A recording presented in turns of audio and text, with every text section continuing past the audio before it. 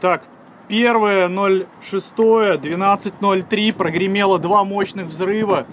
По оперативным данным, на Красноармейской упали люди, там даже, говорит, было два мощных взрыва. Облако сейчас сносит в сторону промзоны. Я поднимаюсь на чертовом колесе.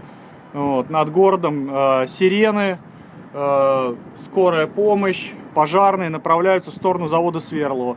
Пока повторных каких-то взрывов не наблюдается.